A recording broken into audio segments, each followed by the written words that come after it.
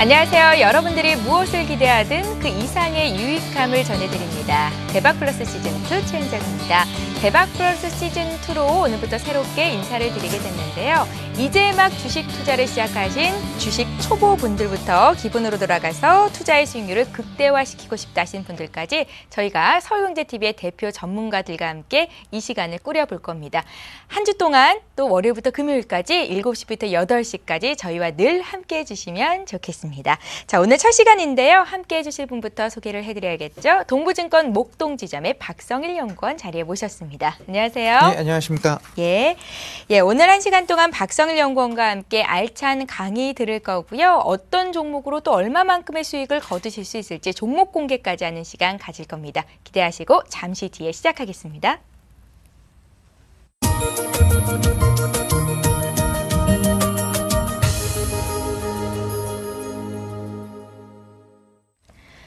예, 일본 증시의 움직임이 심상치가 않습니다. 지난주에 13년 내 최대폭 낙폭이었죠. 7.3% 급락했다가 오늘장에서도 3%나 하락이 나왔습니다.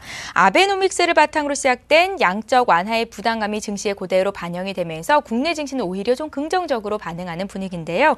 엔화가 3일 연속 강세를 보이면서 엔달러 환율이 100엔대까지 내려왔고 오늘 국내 증시에서는 반사 이익 기대감으로 자동차주, 자동차 부품주들이 급등하는 모습이 나왔습니다. 코스피 지수가 이제 1980선 턱 밑까지 올라오면서 마감이 됐고요. 코스닥은 연중 최고치 경신이 됐는데요.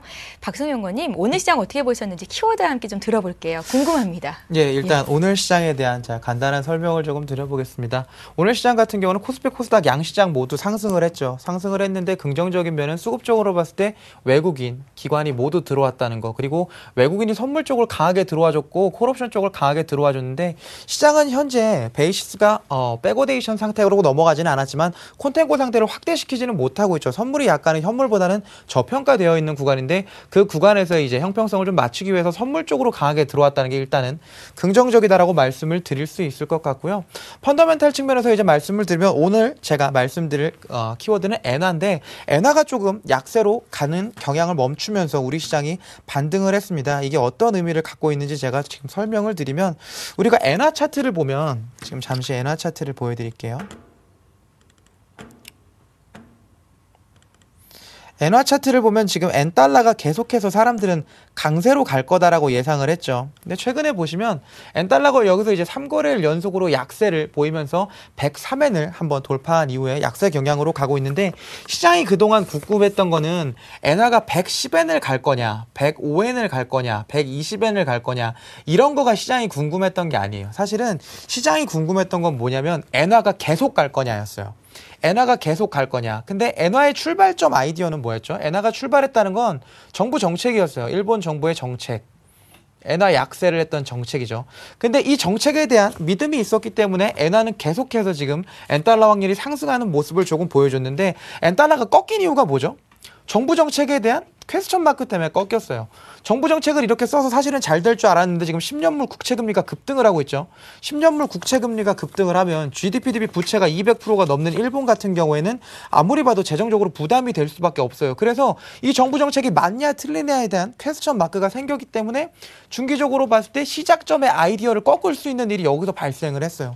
그래서 개인적으로 봤을 때 엔화는 전 지금부터 못 갈 것 같아요. 그러면 여지껏 자동차나 뭐 삼성전기 같이 엔화에 따라서 이제 변동을 많이 하는 종목들이 꺾이고 올랐던 이유가 어느 정도 해소가 된 거예요. 쉽게 말하면 자동차가 그동안 글로벌 MS가 줄어서 자동차에 글로벌 MS가 하락을 해서 빠졌냐? 그런 건 아니에요. 사실은 얘가 빠졌던 건 글로벌 MS는 줄지 않았어요, 실제로. 근데 엔화가 계속해서 이렇게 상승 추세를 타고 있으니까 이에 따라서 수익성이 훼손이 되지 않겠냐. 근데 이 수익성이 언제까지 훼손될지 모르겠다. 불안하다. 그래서 자동차는 못 산다. 이게 자동차가 못 간 논리였잖아요. 근데 지금 시장에서는 그래, 엔화 여기서 멈출 것 같다. 그러니까 MS가 줄지 않은 자동차가 이익성이 훼손이 될 수는 있겠지만 우리가 생각하는 것만큼 지속적으로 이익이 훼손되지는 않을 거다. 그래서 오늘 코스피 시장을 보면 자동차 관련 업종이 다 반등을 했어요. 운송장비가 가장 세 했죠. 현대차, 기아차, 모비스까지 그동안 많이 밀렸던 종목들이 상승을 했고 코스닥도 이에 반응을 해서 그동안 못 갔던 자동차 부품주들이 올라오는 모습을 보여줬어요. 현재 시장이 이게 단기적으로 갈 거냐 중기적으로 갈 거냐라고 생각을 해보면 제 생각에는 지금 이 추세가 약간은 중기적으로 갈 수 있다라고 판단이 돼요. 왜냐하면 불확실성이 제거가 됐기 때문이에요. 근데 실제로 8월 달이 돼서 현차나 기아차의 실적을 보면 꺾일까요? 안 꺾일까요? 당연히 꺾이죠. 엔화가 오른 건 사실이잖아요. 이 사실은 당연히 이익의 훼손으로 반영이 돼요. 근데 그럼에도 불구하고 그 이후에도 엔화가 더 이상 이렇게 약세 추세를 이어가지 못한다고 하면 자동차의 주가는 충분히 반등할 수 있는 여지가 있어요. 더 이상 불안하지 않기 때문이에요. 근데 엔화가 여기서 다시 한번 엔달러가 올라갈 수 있는 가능성이 있느냐? 있기는 있어요. 근데 이게 별로 없는 이유가 뭐냐면 일본이라는 국가 자체의 펀더멘탈이 그렇게 센 국가가 아니에요. 레포트 중에 노인을 위한 사회는 없다라는 레포트가 예전에 대우에서 한번 나온 적이 있는데 펀더멘탈상 보면 일본 같은 경우는 경제활동 인구가 그렇게 많지가 않아요. 대부분 다 은퇴한 사람들이고 이런 사람들을 위해서 국가가 어떤 적극적인 정책을 쓴다고 하더라도 그게 활성화되기가 쉽지는 않아요. 그래서 펀더멘털이 약한 일본이 재정 정책만 갖고 환율 정책을 갖고 밀어붙였는데 환율 정책의 아이디어가 훼손이 됐기 때문에 개인적으로 봤을 때 우리 시장은 조금 더 갈 수 있다고 생각을 하고 있고 그에 대한 반중이 코스닥 쪽에서 강하게 나왔다고 생각을 해요. 사실은 이제 국내 시장과 우리 시장 커플링을 보이고 있는 건 코스닥 정도밖에 없는데 코스닥이 오늘 외국인 기관 순매수로 신고가를 갱신을 했죠. 아주 좋은 시그널이라고 보고 있기 때문에 오늘 시장을 보고 내일 시장을 예측을 했을 때 우리 시장은 조금 더 긍정적으로 봐도 된다고 말씀을 드릴 수 있을 것 같아요. 예. 대박 플러스 시즌2 박성일 연구원과 함께 오늘장 시황봤고요. 키워드 엔화에 대해서 집중적으로 풀어보는 시간 가졌습니다. 자, 지금부터는 본격적인 강의를 시작할 겁니다. 잠시 뒤에 뵐게요. 주식 매매의 기본 원칙을 실전 매매에 접목시켜라. 주식시장에서 끝까지 살아남을 수 있는 전문가만의 노하우를 배워보는 시간. 박성일의 스텝 바이 스텝, 지금 바로 시작합니다. 예, 박성일 연구원님께서는 이제 매주 월요일 이 시간을 꾸려주실 텐데요. 어떤 강의를 들려주실지가 굉장히 궁금합니다. 소개부터 좀 받아볼까요? 예, 일단은 앞으로 시간은 대부분 이제 업종에 대한 얘기들을 드릴 거예요. 사실은 주가가 올라간다 떨어진다 보다 더 중요한 건 이 업종의 구조를 알고 올라갈 수 있는 상황을 조금 인지를 하셔야 되는데 너무 결론에만 집중들을 하시기 때문에 제가 원인이 될 수 있는 이 업종들에 대해서 얘기를 해드릴 거고 오늘은 아마 금융업종부터 시작을 할 것 같습니다. 예, 업종을 하나하나 분석해 주신다고 합니다. 오늘은 그 중심에 있는 금융업종을 볼 텐데요. 박성일 연구원님, 최근에 금융 쪽 있잖아요. 뭐 금융지주도 그렇고 증권주도 그렇고 계속 부진한 흐름이 나옵니다. 어떻게 분석을 해봐야 될지 모르겠어요. 네, 제가 일단 강의를 통해서 어떻게 분석을 해야 될지는 이제 업종별로 소개를 조금 해드리도록 하겠습니다. 예. 일단은 금융업에서 제가 시작을 하기 전에 먼저 말씀을 드려야 될 게 한 게 있는데 이제 업종 분석보다 먼저 앞서는 게 하나 있어요. 이거는 하얀색이 잘 안 보이시겠네요. 까만색이 잘 안 보이시겠네요. 이거는 그냥 주식을 하면서 이게 사실이다라고 받아들이시는 게 굉장히 중요해요. 이건 뭐냐면 주가는 이익의 함수예요. 무슨 얘기냐면 우리가 이익을 추정할 수 있으면 주가의 방향을 알 수 있다고 이거를 팩트로 받아들이지 않으시면 주식을 하실 필요가 없어요. 이게 팩트가 아니라면 주식은 찍기예요. 근데 찍기가 아니잖아요. 그렇기 때문에 주가는 이익의 함수다. 물론 여기다 영향을 미치는 여러 가지 알파, 베타 요인들이 있겠지만 이런 것들이 미치는 영향이 아주 미세하거나 적기 때문에 이익의 함수기 때문에 우리는 이익을 추정하는 데만 항상 모든 노력을 기울여야 된다는 것만 알고 제가 시작을 해볼게요. 금융업종 첫 번째 거는 제가 은행을 말씀을 드리려고 해요. 은행업종 누구나 다 알고 있으시죠? 개인과 이제 기업들로부터 예금을 받고 대출을 해서 예대 마진을 갖고 수익을 영위하는 금융 산업을 은행업이라고 하는데 이렇게 글로 써놓으면 이해가 안 되죠. 그래서 제가 간단하게 설명을 드려볼게요. 제가 업종을 분석하면서 하는 일들은 대부분 딱 한 가지밖에 안 할 거예요. 이 은행의 수익 구조를 설명을 드리고 이 수익 구조를 통해서 이익을 벌어들일 수 있느냐. 그래서 이익을 벌어들인 이후에는 주가가 갈 것이냐 안 갈 것이냐. 이것만 갖고 얘기를 할 거예요. 은행의 수익은 뭐 사실 한 가지라고 보는 게 맞아요. 예대 마진이에요. 예대 마진이라는 건 뭐냐면 우리가 대출 금리가 있죠. 요새 뭐 부동산 담보 대출이나 뭐 신용 대출 여러 가지가 있겠지만 대출 금리가 있죠. 우리가 대출 금리에서 예금 금리를 뺀 게 예대 마진이에요. 이게 은행 수익의 거의 80%를 차지해요. 그렇기 때문에 예대 마진이 확대될 것 같으면 은행주를 사야 되고요. 예대 마진이 줄어줄 것 같으면 은행을 당연히 팔아야겠죠. 근데 이 예대 마진에 대해서 생각을 잠깐 해볼게요. 이 예대 마진이 올라가려면 우선은 대출금리가 올라가야겠죠. 그렇죠. 대출금리가 올라가는 게 가장 좋아요. 근데 대출금리가 올라갈 수 있을까요? 우리나라 가계부채 얼마나 되죠? 한 1,000조 되죠. 그렇죠. 정부 정책상 대출금리를 올릴 수는 없어요. 지금 시차가 있는 거, 금리를 내리고 나서 대출금리를 내리는데 시차가 있는 것만 갖고도 엄청나게 지금 금융당국에서 욕을 하고 있는데 이거를 대출금리를 올린다. 이건 말이 안 돼요. 그러면 예금금리를 내려야 돼요. 근데 예금금리를 내리면 안타깝게도 대출금리가 요새는 같이 연동해서 내려와 버려요. 옛날에는 얘를 조금 대출금리는 그냥 두고 시차를 두고 예금금리를 내려도 욕을 안 먹었단 말이에요. 근데 지금은 이건 욕을 먹기 때문에 이렇게도 할 수가 없어요. 차라리 여기서 돈을 벌려면 어떻게 해야 되냐면 대출금리가 올라가야 돼요.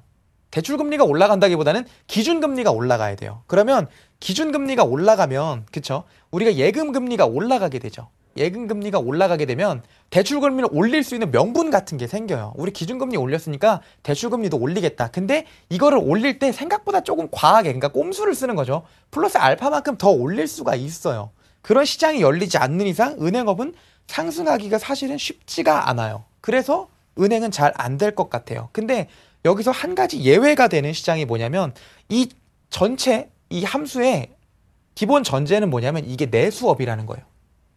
내수업이라서 MS가 늘지를 않아요.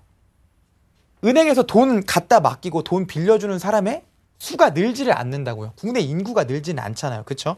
근데 이 MS가 늘 수 있는 게 은행업 중에서 있어요. 뭐냐면 저축은행이에요. 저축은행은 기존의 1금융권, 2금융권을 대해서 아실 거예요. 그냥 뭐 신한금융이나 뭐 KB나 이런 데가 1금융권이고 옛날에 솔로몬 저축은행이나 토마토 이런 데가 2금융권이에요. 신용등급에 따라서 이용할 수 있는 데가 조금 다르기는 한데 그래서 엄밀히 말하면 1금융권을 쓸 수 있는 사람하고 2금융권을 쓸 수 있는 사람은 사실은 약간 나눠져 있다고 보는 게 맞아요. 근데 이 동네가 많이 망했잖아요. 그쵸? 업계 1위인 솔로몬 저축은행도 망했잖아요. 그쵸? 대부분의 업계에 종사하고 있던 저축은행들이 망해버렸기 때문에 이 이용자들이 쓸 수 있는 저축은행이 몇 개 없어요. 얘네가 저절로 MS가 커졌어요. 그 반증이 뭐냐면 리드코프 같은 거의 주가예요. 사실은 저축은행 애들 중에서 이제 사고 안 친 애들, 저축은행이나 제3금융권 중에서 사고 안 친 애들의 주가를 보면 지금 잠깐 리드코프만 보여드릴게요. 리드코프는 엄밀히 말하면 저축은행이라고 할 수는 없지만 어쨌든 3금융권은 맞죠. 그러니까 1금융권이 아니고 2금융권 시장이 조금 커지면서 올라온 애들. 잘 보면 저축은행 망하면서 혼자 주구장창 올라가는 거예요. 왜냐? MS가 늘잖아요. 예대 마진을 올릴 수는 없는데 예대 마진 곱하기 MS가 사실은 수익이잖아요. 그렇죠? 마진 곱하기 이게 저절로 커지고 있는 거예요. 근데 그래서 이 은행 업종 중에서는 리드코프 같은 애들은 잘 봐야 돼요. 두 번째 잘 보는 애들이 뭐 카드나 이런 애들도 있을 수가 있는데 이런 것들도 금융당국 규제니까 규제를 많이 받지 않는 것 중에서 제일 좋은 건 리드코프 같이 2금융권 애들. 이런 애들은 상당히 좋다라고 보시면 될 것 같아요. 여기다가 플러스 사실은 은행이 예대 마진이 얼마 안 남잖아요. 그러다 보니까 자꾸 보험이랑 펀드, ELS 이런 걸 팔아야 돼요. 이런 걸 팔아서 수익을 맞추려고는 하는데 사실은 이런 게 전체에서 차지하는 비중이 뭐 한 10% 정도밖에 되지가 않아요. 그렇기 때문에 이런 거가 아직은 은행업 주가에 영향을 미치기에는 상당히 힘들기 때문에 예대 마진 기준으로 봤을 때 은행업은 더 이상 올라가기가 쉽지는 그동안은 않았다라고 보는 게 맞는데 지금 은행이 약간 올랐죠. 은행이 약간 올랐어요. 나중에 뒤에 가서 제가 보험에서도 얘기를 할 텐데 제가 은행이 오르려면 지금 어떻게 돼야 된다 그랬죠? 기준금리가 올라야 돼요. 기준금리가 올라서 은행들이 약간 플러스 알파, 그러니까 대출금리를 더 올릴 수 있을 만한 여건이 돼야 되는데 지금 그 기준금리가 빠질 대로 빠졌죠. 우리도 그렇고 글로벌 시장도 기준금리가 빠질 대로 빠졌는데 지금 나오고 있는 얘기가 뭐예요? 출구 전략. 출구 전략이 무슨 얘기예요? 기존에 풀었던 돈 다 회수하고 내년부터 금리 올리겠다. 이 얘기를 하고 있는 거잖아요. 그래서 은행이랑 보험 같은 애들이 선반영해서 움직이기 시작을 한 거예요. 드디어 은행도 예대 마진을 조금 좀 더 올릴 수 있는 상황이 됐구나. 우리 모두 은행주 좀 쳐다보자 해서 기관 애들이 금융주를 조금씩 사들이기 시작을 해서 며칠 동안 은행하고 보험주가 오른 거예요. 개인적으로 봤을 때 은행이랑 보험주 사면 지금 구간에서는 거의 물리진 않아요. 근데 수익이 얼마나 날지 모르겠어요. 성장하는 사업은 아니기 때문에 뒤에 있는 것들 그냥 제가 다 설명을 한 거예요. 이거는 그냥 은행하면서 알고 계셨으면 좋은 건데 아까 예대 마진에다가 상품 수익 더한 거예요. 순이자 마진은. 예대 마진. 이걸 NIS라고 불러요. NIS라고 부르는데 여기다가 그냥 상품 판매 수익 더한 거예요. 이게 그냥 은행의 주가를 결정하는 가장 중요한 요인이다. 라고만 생각을 하시면 돼요. 그래서 은행 애들 빠지는데 순이자 마진은 올라간다는 걸 확인을 하시면 은행은 사도 돼요. 그렇게 괴리가 커지거나 아니면 디커플링이 나는 구간을 찾으시는 게 되게 중요해요. 그 다음에 증권업종 얘기를 드릴게요. 금융업종 3개를 다 말씀드리려고 보니까 제가 큰 맥락에서 이제 수익을 낼 수 있는 기본 모델만 설명을 드릴게요. 원래 증권사가 하는 일은 뭐냐면 제가 증권사를 다니지만 증권사가 하는 일은 기업이 주식이나 채권 같은 걸 발행하면 이거를 투자자를 소개를 해주는 거예요. 그럼 이 투자자가 이 기업에 투자를 하겠죠. 그래서 이 가운데서 이제 중개 수익을 먹는 게 증권사가 하는 본연의 업무인데 이 업무가 요새 잘 안 돼요. 그래서 증권사의 주가가 많이 빠졌죠. 그럼 왜 안 되는지 볼게요. 증권사의 사업 분야는 크게 4개인데 위탁 매매가 거의 우리나라는 60에서 70% 정도 차지를 해요. 70% 정도 차지를 해요. 근데 이 위탁 매매가 잘 될 증권사의 수익을 여기다 적을게요. 이거는 증권사의 수익은 위탁, 그 다음에 자산관리, 그 다음에 자기자본 투자, 자기자본, 다음에 뭐 IB 같은 거 다 설명을 드릴게요. 보면 뭐냐면 수익은 이렇게 발생을 하는데 첫 번째 위탁을 볼게요. 수익이 늘어나려면 어느 쪽에서든 수익이 나야 되죠. 위탁은 수익이 날 수가 없는 게 위탁이라는 건 뭐예요? 주식을 사고 파는 걸 중개하는 데서 발생하는 수수료인데 우리나라는 지금 현재 거래 대금이 줄어가고 있어요. 시장은 올라도 거래는 점점 더 없어져요. 뭐 내용이 여러 가지가 있겠지만 일단은 우리나라도 장기 투자 문화가 많이 활성화가 됐어요. 예전과 같이 회전율을 높여봐야 주식해서 수익이 안 난다는 걸 고객들도 알고 있어요. 그렇기 때문에 위탁 비중은 점점 더 줄어들고 있는 상황이에요. 그래서 어떻게 했어요? 미래에셋이나 삼성증권 같은 애들이 자산관리로 넘어가 버렸죠. 야, 더 이상 주식이나 채권 중개에서는 수익이 안 나겠다. 그러니까 이거 위탁 같은 경우는 또 본인들이 대부분 다 하죠, 요새는. 키움증권이나 이트레이드 증권 같은 온라인 증권사를 통해서 옛날같이 이제 전문가한테 직접 맡기지 않고 전문가가 잘 못해서 그렇겠죠. 위탁을 직접 본인들이 하는 경우가 많아졌기 때문에 위탁 수익은 감소를 했어요.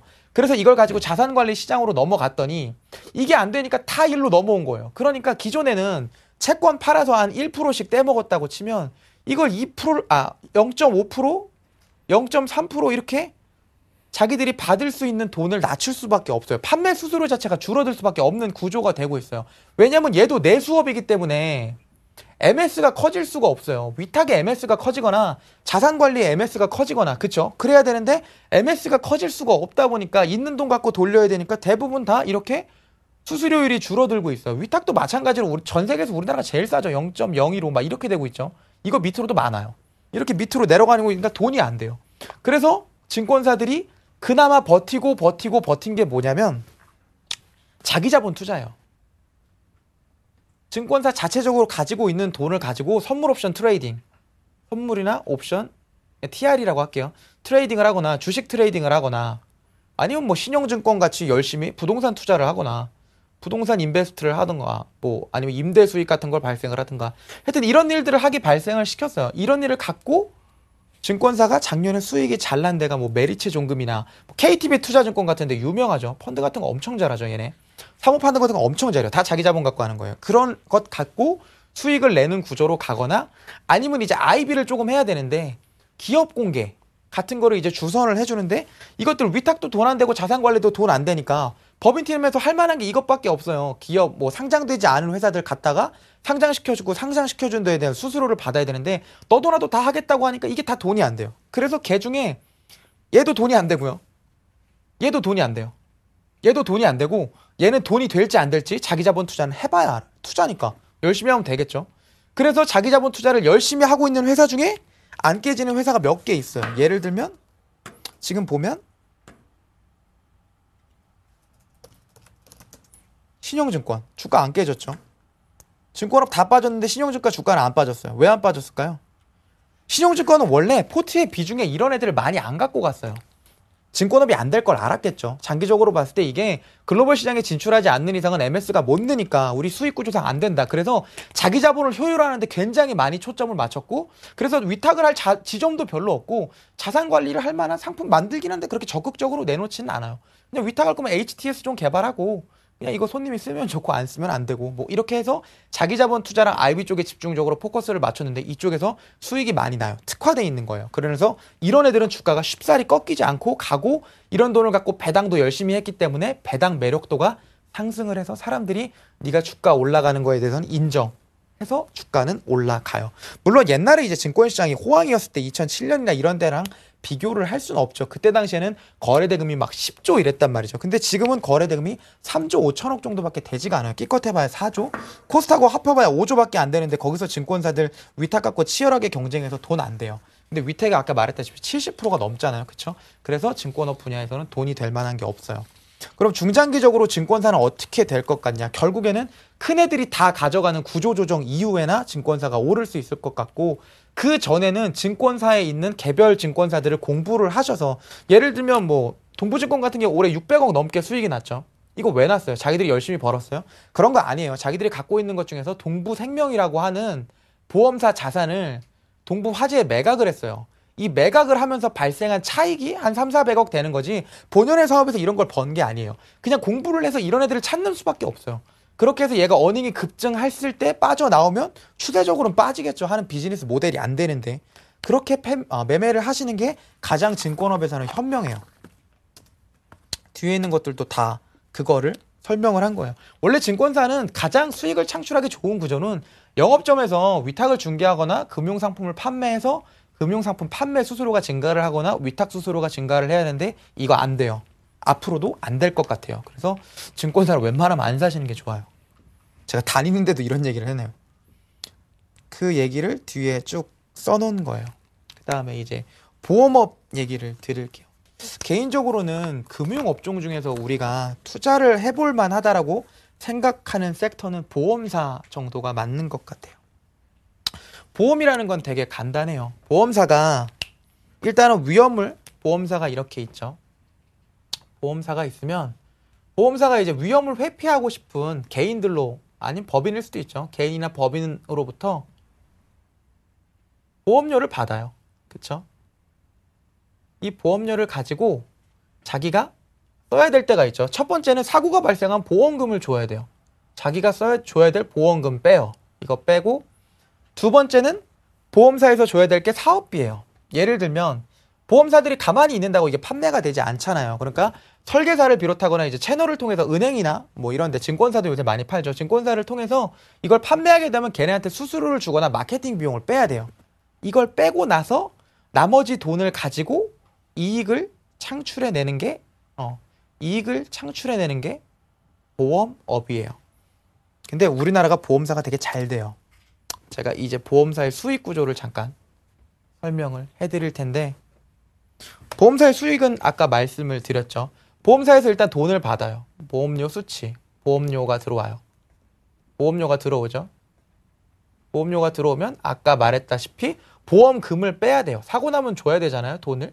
사망보험도 그렇고 연금보험도 연금 개시하면 돈 줘야 되니까 이 돈도 빼고, 사업비 빼면 영업이익이 나와요. 그냥 보험사의 이익이 나와요. 근데 실제로 우리나라는 이게 이익이 안 나요. 왜냐면 보험료를 받아서 보험금하고 사업비를 빼고 얘가 플러스가 돼야 되잖아요. 이게 마이너스가 나요. 이게 전체를 다 빼버리면 얘가 마이너스가 나요. 밑에 그 설명을 해준 거예요. 마진이 남으려면은 사실은 이제 우리가 손해율이라고 부르는 거랑 사업 비율을 합산했을 때 이 합산 비율이 100%보다 밑에여야 돼요. 쉽게 말하면 보험금하고 사업비 빼도 보험료가 남아야 되는데 이게 남지가 않아요. 왜 이렇게까지 무리해서 보험사가 이렇게 해서 하고 싶은 건 뭐예요? 결국 이렇게까지 유리해서 하고 싶은 건 보험료를 받고 싶은 거예요. 계속 사람들이 더 많이 가입을 했으면 좋겠는 거예요. 자기가 손해를 보면서까지 이렇게 보험료를 받고 싶은 데는 보험사들이 운용을 하는데 자신이 있는 거예요. 보험료를 받으면 이걸 지급해야 되죠. 보험금을. 이 보험금을 지급할 때까지 20년이 걸릴 수도 있고요. 10년이 걸릴 수도 있고 5년이 걸릴 수도 있고 기간은 다 다르겠죠. 사람마다 다 다른데 평균적으로 봤을 때 한 10년 정도 걸리는 것 같아요. 그러면 얘네는 10년 동안 이 돈을 운용할 수가 있는 거예요. 사실 보험사의 수익 모델은 뭐냐면 보험료를 받아서 이걸 갖고 운용을 해서 얘네가 운용 수익을 발생시켜서 이걸 갖고 대부분의 비용을 처리한 다음에 나누는 건데 얘네가 자기 자본 이익률이 얼마나 나오냐면 한 15% 정도 나와요. 15% 나오면 생각나는 거. 우리 워렌 버핏이 생각이 나죠. 워렌 버핏이 버크셔 해서웨이를 만들어서 가장 먼저 했던 게 보험사를 인수했던 거예요. 왜냐면 워렌 버핏은 운용을 잘하잖아요. 그렇죠? 그러니까 돈만 있으면 자기가 얼마든지 운용해서 수익을 만들어낼 수 있다고 생각을 했기 때문에 보험사를 인수를 해서 무제한적으로 돈을 받아들였고 이 무제한적으로 받아들인 돈을 갖고 이 정도 영업이익률을 찍어주니까 보험사가 엄청난 수익이 남았겠죠. 근데 보험금 지불되는 건 정해져 있잖아요. 사망보험금 같은 건 뭐 1억이면 1억, 2억이면 1억 정해져 있고 연금도 개시 시점까지 인플레이션 해지 정도만 하면서 주면 되니까 남는 게 다 회사의 이익으로 잡혔던 거예요. 매우 현명한 사람이죠. 어쨌든 보험사는 그냥 운용사라고 생각을 하시면 돼요. 근데 보험사가 뒤에 있는 것도 보험사가 지금 현재 많이 하락을 한 이유를 제가 설명을 드릴게요. 보험사가 하락을 한 것 중에 가장 큰 이유는 뭐냐면 2000년대 전에는 보험을 팔 때 어떻게 팔았냐면 이때는 금리가 너무 좋으니까 연금 개시하면 9% 확정금리 이렇게 팔았어요. 그냥 네가 20년 이후에 연금을 개시하면 내가 연평균 9%를 줄게 이렇게 팔았는데 나중에 저금리 시대가 2000년 이후에 와버린 거예요. 그럼 지금 기준금리 얼마예요? 2.5. 그쵸? 2%대 시대인데 이건 확정으로 팔아놨으니 지금 금리가 내려왔어도 이걸 무조건 줘야 돼요. 이걸 안 주면 거짓말이 되는 거죠. 그렇죠? 계약에 써 있는 거니까. 그래서 이걸 물어주다 보니까 계속 돈을 더 까먹고 있는 거예요. 금리가 내려갈 때마다 얘네가 물어줘야 돼요. 이걸 2차손이라고 말을 해요. 이자율 차이에 대한 손실을 얘기를 하는 건데 2차손이 커질 수밖에 없어요. 근데 놀라운 건 뭐냐면 이렇게 얘네가 물어줘야 될 돈이 계속해서 커졌음에도 불구하고 보험사의 수익은 증가를 했어요. 왜일까요? 간단해요. 운용을 엄청 잘해요. 보험사는 정말로 운용을 잘해요. 그래서 얘네가 이 손실을 만회할 만큼도 운용을 굉장히 잘해서 지금 현재 금리는 이렇게 하락을 했으면 원래 이론상은 보험사의 수익도 이 정도는 내려와 줬어야 되는데 보험사는 내려오다가 멈췄어요. 이렇게. 그러니까 여기서부터 이제 금리가 빠져도 우리가 돈을 벌 수 있는 구조를 생각을 한 거예요. 얘네는 지금 현재 우리나라에서 많이 발달하고 있는 뭐 부동산 임대나 그게 아니면 해외 자산 투자나 이런 것들 채권 트레이딩, 국채 채권 트레이딩 같은 걸 이미 오래전부터 다 했어요. 그래서 굉장히 잘해요. 아마 얘네가 제가 생각할 때는 국내에 있는 투신이나 연기금보다도 운용은 더 잘할 것 같아요. 그러면 재밌는 사실을 알 수가 있죠. 앞으로 보험사가 어떻게 될까요? 제가 아까 앞으로 어떻게 될까요? 출구 전략 얘기를 잠깐 했죠. 출구 전략이 뭐라고요? 돈 걷어 들여서 금리를 올린다고요. 금리를 올릴 거예요. 근데 보험사 그동안 어떻게 살았다고요? 금리가 낮아서 투자할 데가 없잖아요. 그쵸? 시중금리가 내려가면 ELS 금리도 내려가요. 채권금리도 내려가죠. 그쵸? 투자할 만한 상품들의 금리가 대부분 내려가고 있는 상황에서 우리나라 부동산도 엄청나게 깨졌어요. 우리나라. 이 상황에서도 ROE 15%로 버틴 보험사인데 여기서 금리를 올려주면 보험사들은 정말 날아다닐 것 같아요. 얘네가 하고 있는 자산 운용이 얼마나 더 쉽겠어요. 그렇다고 얘네가 예전처럼 고정금리로 지금 현재 보험을 팔고 있느냐? 안 팔죠. 지금 어떻게 하냐면 얘네가 예전에는 그래 우리가 연평균 9% 줄게. 지금은 뭐 그렇게 어떻게든 뭐 금리가 내려갔지만 이거 맞춰줄게 이런 게 아니라 금리를 연동해서 팔잖아요. 공시 이율이 뭐 예를 들어서 뭐 2.5%다. 근데 기준금리 내려가면 공시 이율 내려요.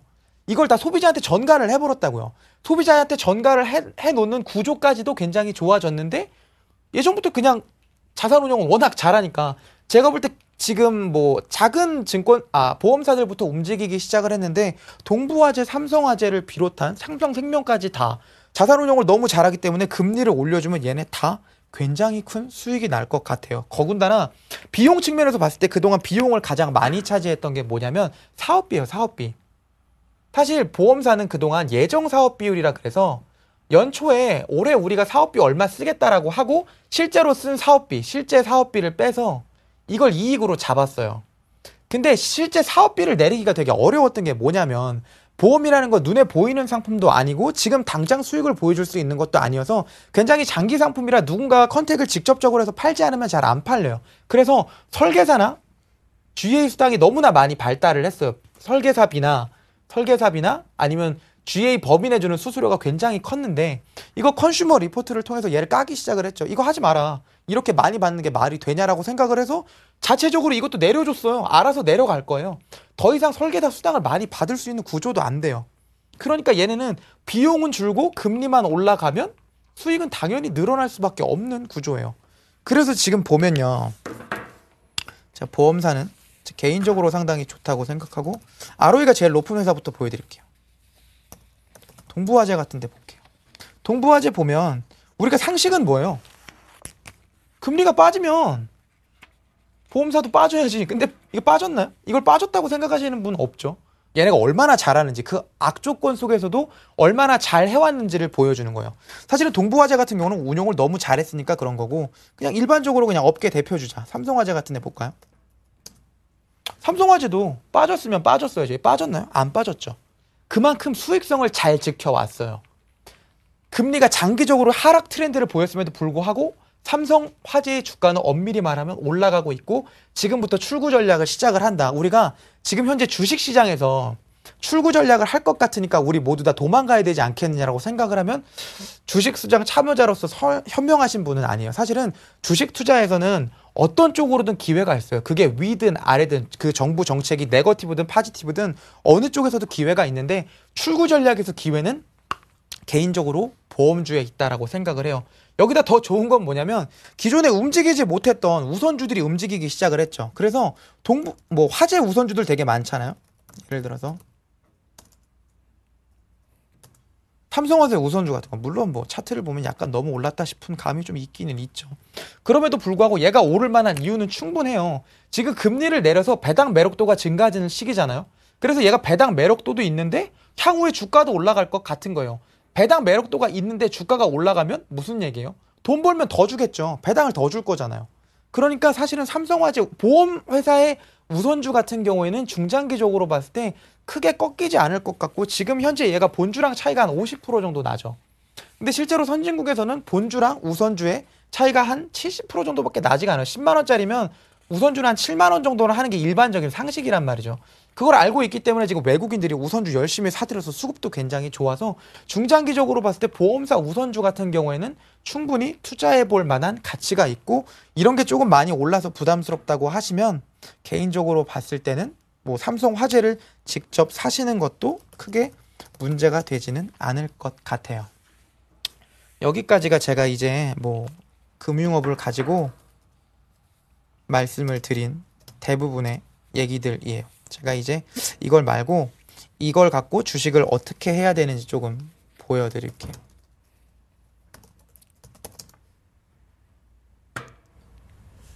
보험주나 뭐 은행주나 증권주 같은 경우에는 사실은 주봉이나 월봉으로 보는 게 맞아요. 월봉으로 볼게요. 아까 제가 말씀드렸죠. 이 은행 같은 경우에는 이익이 이렇게 증가할 수가 없어요. 제가 말씀드렸죠. 근데 되게 재밌는 건 뭐냐면 이익이 이렇게 빠질 수도 없어요. 왜냐면 은행이 망하면 은행에서 대출을 하거나 은행에 연계되어 있는 개인들 예금이나 이런 것들이 대부분 다 직접적인 타격을 받기 때문에 물론 은행에서 일하는 고용도 문제가 되겠지만 은행 수익 같은 경우에는 일반적으로 한 이 정도 되는 마지노선 같은 게 있어요. 이거 밑으로 은행의 수익성이 악화돼서 은행이 파산하게 되면 국가가 너무나 큰 손실을 볼 수밖에 없기 때문에 공공적인 성격으로 얘를 막을 수밖에 없어요. 우리가 그걸 대마불사라 그러죠. 은행을 죽일 수는 없는 거예요. 그러다 보니까 어떤 일이 벌어지냐면 금융위기 같은 게 와갖고 은행이 이 정도 충격을 받죠. 이렇게 막 50% 60% 빠지는 충격을 받으면 이거를 국가가 살려요. 어떻게든 살려요. 어닝을 어떻게든 맞춰줘요. 이 정도 수준에. 무슨 얘기냐면 은행을 실제로 매매를 해야 될 것 같으면 금융위기가 오면 매매하세요. 얘만큼 안전한 애가 없을 것 같아요. 사실은 제조업 같은 경우에는 전방산업이 안 좋으면 얘를 살릴 수가 없어요. 우리가 살리고자 한다고 해도 실제로 실수요층은 소비를 많이 하고 있는 중국이나 유럽이나 미국 쪽 국가인데 거기 가갖고 야 우리 제조업체들 좀 많이 좀 살아나게 물건 좀 사줘라 이럴 수는 없는 거란 말이에요. 근데 얘네가 돈이 없으면 국가에서 얘네한테 돈을 조달을 해줘요. 직접 야 너네 너무 손실을 많이 봐서 힘들지 우리가 돈 좀 넣어줄게 어떻게든 살아봐 이렇게 하는 게 은행이에요. 그래서 은행은 이런 식으로 어닝이 꺾이거나 많이 빠진 구간 충격적으로 많이 빠진 구간이 오게 되면 사면 돼요. 얘 갖고 물릴 일은 제가 볼 때 거의 없어요. 그리고 워낙 우리나라 같은 경우에는 이제 뭐 NCR이나 뭐 RBS나 뭐 이런 거 얘기를 하자면 위험 대비 자기 자본 비율 같은 게 있어요. 은행 같은 경우에는 BIS 비율이라고 부르죠. BIS 비율을 8% 정도를 맞춰놔야 돼요. 근데 우리나라 한 14%까지 맞춰놓고 있죠. 사실은 위험 대비해서 자기 자본을 굉장히 많이 갖고 있는 게 우리나라예요. 우리나라 같은 경우에는 IMF를 한번 겪었기 때문에 사실은 돈 없이 맞는 게 얼마나 큰지를 다들 잘 알고 있어서 그렇게 큰 충격에도 사실은 내부적으로는 잘 견딜 수 있는 구조를 갖고 있기 때문에 이런 것들은 언제든지 사실은 충격이 올 때마다 사야 되는데 지금 사는 건 별로예요. 별로예요. 사실은 출구 전략해서 조금 오르면 움직일 수 있을 텐데 어쨌든 별로예요. 그 다음에 뭐 이제 삼성증권이나 이런 증권사 잠깐 볼게요. 증권사 같은 경우는 제가 아까 말씀드렸죠. 위탁은 줄고, 위탁도 줄고, 상품도 줄고, 상품도 주는데 얘네들은 뭐냐면 기존에 자기의 메이커를 갖고 영업이 사실 잘 됐어요. 영업을 하지 않아도 찾아오는 손님들이 굉장히 많았어요. 근데 예전에는 그 찾아오는 손님들이 많아서 잘 됐는데 그게 MS가 차버리니까 더 이상 찾아오는 손님은 없어요. 그러면 얘네도 그 다음 대책을 강구하기 위해서 자기 자본 투자를 좀 활성화시키거나 그거에 좀 특화된 구조를 만들었어야 되는데 그런 걸 만들지 못했죠. 주가가 보여주는 거예요. 그래서 삼성증권은 못 가요. 근데 웃긴 건 미래에셋은 가죠. 미래에셋 같은 경우는 지금 이게 월봉이라 그러는데 이걸 일봉으로 볼게요. 미래에셋은 많이 갈까요? 왜 갔냐면 얘네는 위탁도 안 되고 상품도 안 돼요. 상품 왜 안 돼? 펀드를 너무 크게 말아먹었잖아요. 그렇죠? 펀드를 너무 크게 말아서 위탁도 안 되고 상품도 안 되는 구조인데 얘네는 이거를 탈피하기 위해서 고객도 그렇고 자기 자본도 그렇고 이런 걸 다 해외로 가져갔어요. 우리나라에서 인도 채권, 브라질 채권 이런 얘기 들으려면 일단은 처음에 미래에셋한테 들었겠죠. 미래에셋이 가져온 거니까. 그런 식으로 해외 쪽으로 자기들이 MS를 늘리거나 자기 자본 투자를 할 수 있는 방법을 만들어냈기 때문에 얘네는 살았어요. 무슨 얘기냐면 증권사를 살 거면 대우나 우투나 삼성증권 같이 그냥 러프하게 가는 애들, 그냥 일반적으로 가는 애들을 사는 건 별로 소용이 없다는 얘기예요. 차라리 걔네 말고 완전히 특화돼 있는 애들, 이런 애들 사는 게 나아요. 얘네 뭐예요? 얘네가 하는 것 중에 제일 잘하는 게 뭐예요? 해외 자산 투자도 굉장히 잘하고요. 얘네가 갖고 있는 사모펀드 같은 걸 만들어서 벤처 캐피탈 같은 데 투자를 해요. 그러니까 비상장 회사인데 얘네가 직접 투자를 해서 그걸 상장을 시키고 거기서 발생하는 수익을 나눠 갖든가 그걸 비싸게 팔아요. 이런 걸 굉장히 잘해요. 이런데 특화돼 있다 보니까 주가는 당연히 가죠. 어닝이 찍히니까. 근데 얘네는 그런 거를 오랫동안 해요. 노하우가 있기 때문에 주가가 더 갈 확률이 있어요. 어떤 종목인가요? 예, KTB 투자증권이에요. 안 보이시나요? 네, KTB 투자증권. 그래서 우리가 보면은 뭐 또 한두 개 더 볼까요? 제가 보면은 뭐가 있을까요?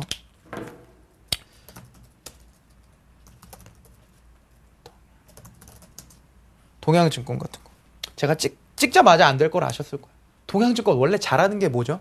지점을 여러 개 내갖고, 그쵸? 많은 사람들을 모아온 다음에 이걸 위탁이나 상품을 팔자. 이게 동양증권의 원래 아이디어였어요.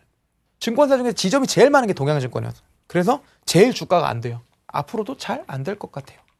아마 얘네는 다르게 살아날 방법을 모색하는 게 좋지 않을까 싶어요. 뭐 이런 형태로 봐서 특화되어 있는 증권사를 찾는 게 증권업에서는 맞을 것 같고, 보험사 같은 경우에는 지금 제가 삼성화재를 먼저 말씀을 드린 게 사실은 뭐 현대해상이나 LIG 같은 데도 움직이기는 해요. 뭐 LIG 손해보험이나 이런 데도 움직이기는 해요. 상당히 가파르게. 근데 보험사는 RBC 비율이라는 게 있어요.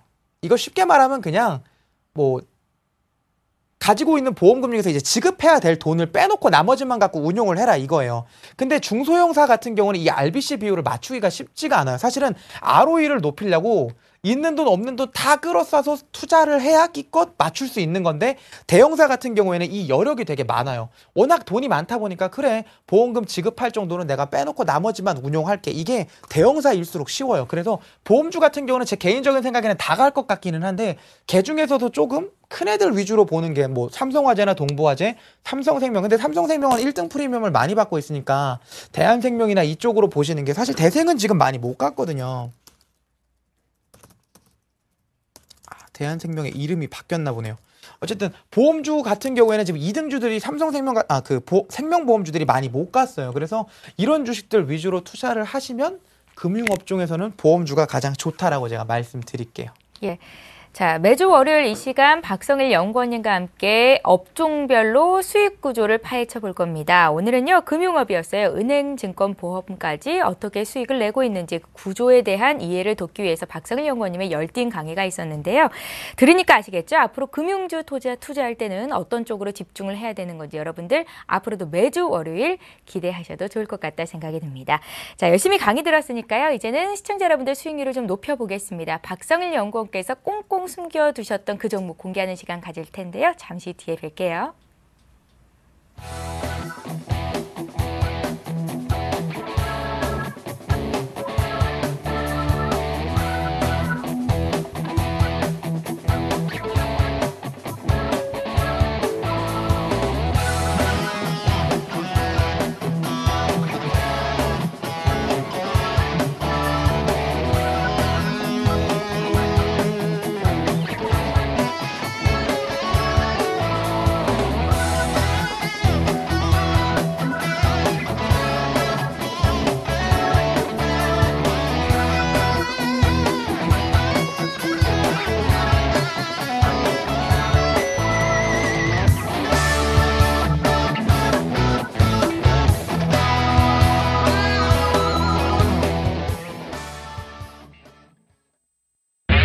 검색창에 샘플러스를 입력하시고 전문가 방송에 접속하시면 서울경제TV 특급 전문가들이 여러분의 포트폴리오와 수익률을 책임집니다.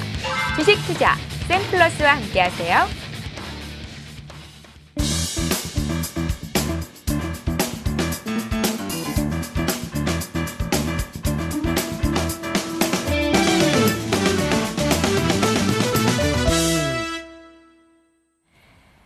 예, 전문가의 관심 종목을 공개합니다. 이 종목을 잡아라 시간인데요. 오늘은 금융업종에 대해서 배웠잖아요. 박성일 연구원님. 네. 그런데 준비하신 종목은 금융업종이 아니군요. 네, 금융업종은 사실은 출구 전략이 아직까지는 가시화되기가 좀 어렵기 때문에 하반기 정도 돼서 이제 주가가 어느 정도 수급이 붙은 이후에나 제가 매매를 해볼 생각이고요. 오늘은 제가 다른 종목 NHN을 한번 갖고 왔습니다. 예, 좋습니다. 어떤 가치를 가지고 이 종목을 분석하실지 기대를 해볼게요. 네, 일단 NHN을 말씀을 드릴게요.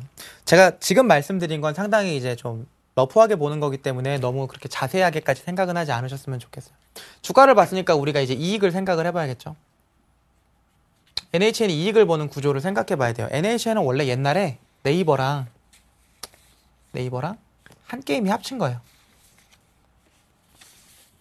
네이버는 뭘지 알겠죠? 국내 검색 엔진 시장 1위입니다. 2위는 없어요. 다음을 2위라고 할 수는 없어요. MS가 너무 없기 때문에 그냥 얘는 독점이에요. 얘가 갖고 있어요. 그리고 한 게임은 뭐 다들 알고 있으시죠? 테트리스가 많이 유행을 했던 시대. 뭐 테트리스나 포카나 이런 것들을 굉장히 유행시켰고, 예를 들어서 다른 게임들도 지금 퍼블리싱 한 게 한 게임인데 이렇게 두 개가 합쳐서 네이버가 된 거예요. NHN이 됐는데 이 NHN의 수익은 당연히 검색에서 들어오겠죠? 네이버를 갖고 있으니까 검색 시장을 있을 테고, 검색 시장에 들어오려면 사람들이 광고해야겠죠? 뭐 광고 수입을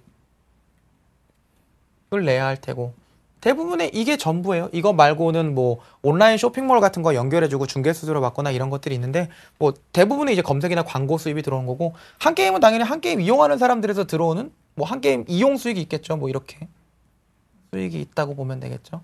이게 사실은 NHN의 기본 이익이에요. NHN이 이렇게 해서 연 단위로 매출 2조 5천, 영업이익 5천에서 6천 정도 영업이익 했어요. 이익을 5천에서 6천 정도 했어요. 근데 최근에 NHN이 이렇게 올라가고 있는 이유는 뭐죠? 라인이에요, 라인. 누구나 다 알고 있죠, 라인. 라인에 대해서 생소한 분이 있으실까 봐 말씀을 드리면, 라인은 그냥 쉽게 생각하면 카카오톡이랑 비슷한 플랫폼이라고 생각을 하시면 돼요. 이제 라인을 통해서 소셜 네트워크를 형성하고 상품을 판매하고 모바일 게임과 같은 상품을 판매할 수가 있는데, 기존의 카톡은 우리나라 시장을 먼저 점유를 했죠. 카톡의 가입자는 8,800만 명. 해외에 거주하고 있는 교민들도 카톡 많이 써요. 라인은 현재 1억 5천만 명 정도 가입을 했는데 대부분이 다 일본 시장이나 홍콩을 비롯한 중국 시장에서 가입한 사람들이에요. 얘는 해외로 진출을 했고 얘는 국내 시장에 있는 거예요. 그러면 제가 하나하나 뜯어볼게요. 주가가 올라가려고 하면 첫 번째는 본연의 사업이 잘 돼야 돼요. 본연의 사업. 기존 사업. 그냥 기존 사업이라고 할게요. 기존 사업.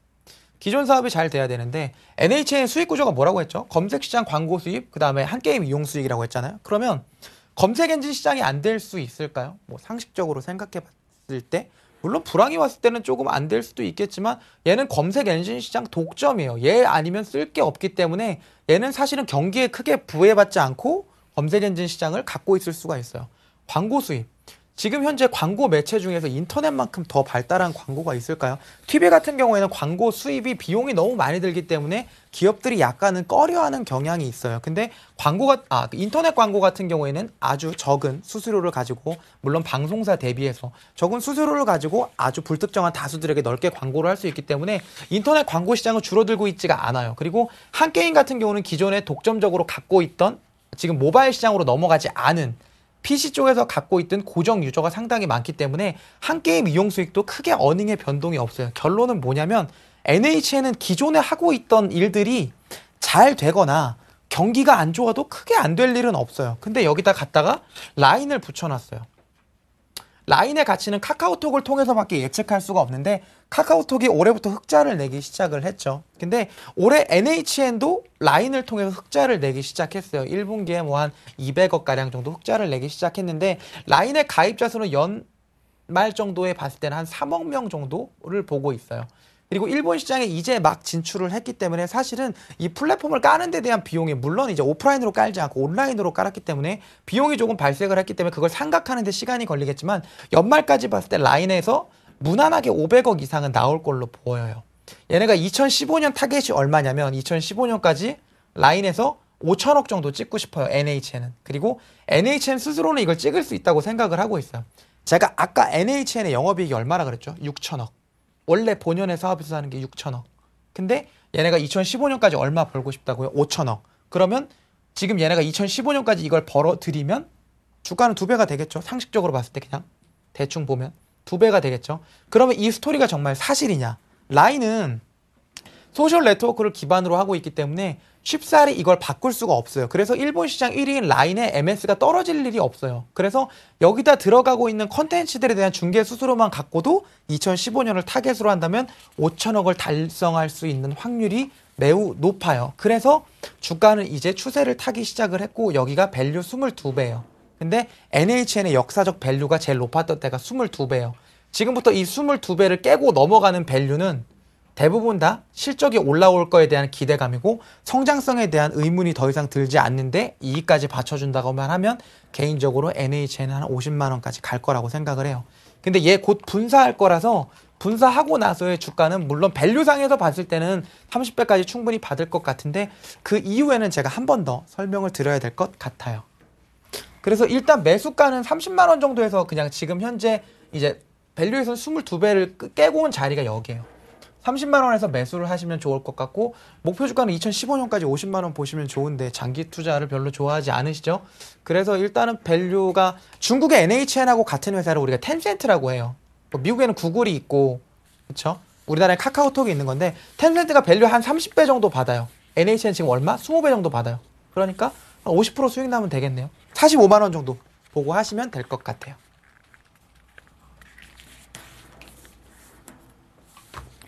예. 오늘은요, 박성일 연구원님과 함께 검색 광고 시장 1위 기업이죠. NHN에 대해서 파헤쳐보는 시간을 가졌습니다. 다음 주 시간에 주가 흐름 살펴보는 시간도 가질게요. 대박 플러스 시즌2 오늘은 동부증권 목동지점의 박성일 연구원과 함께 했습니다. 잘 들었습니다. 네, 감사합니다. 예, 매주 월요일부터 목요일까지 샘플러스 전문가들이 밤 11시 반부터 1시간 동안 시청자 여러분들을 위해서 무료 방송을 하신다고 합니다. 한 하루 동안 정말로 힘들었잖아요. 그런데 자기 전 1시간 동안 또 내일을 공부할 수 있는 그 시간으로 활용해 보실 수 있을 것 같으니까요. 월요일부터 목요일까지 매일 밤 11시 30분부터 1시간 활용해 보셨으면 좋겠습니다. 자, 개인 투자자들은 주가가 하락하고 있는 종목들을 많이 산다고 합니다. 너무 많이 빠진 것 같아서 주가가 많이 싼 것 같아서라고 이유를 찾는데요. 반대로 외국인이나 기관 투자자들은 오르는 종목들을 매수한다고 하죠. 이유는 오르는 종목은 분명 이유가 있고 빠지는 종목은 또 분명 이유가 있다라고 판단을 한다는 겁니다. 자, 전문가들은 큰 흐름에 몸을 맡기고 추세에 순응하는 것이 리스크를 가장 최소화할 수 있는 방법이다라고 조언을 하는데요. 만약에 내가 충분히 회사에 대한 이해가 없다라고 판단이 되신다면 과감하게 전문가들의 조언을 따라가는 게 안전하겠다 생각이 듭니다. 대박 플러스 시즌2는 내일 이 시간에 다시 찾아뵐게요. 고맙습니다.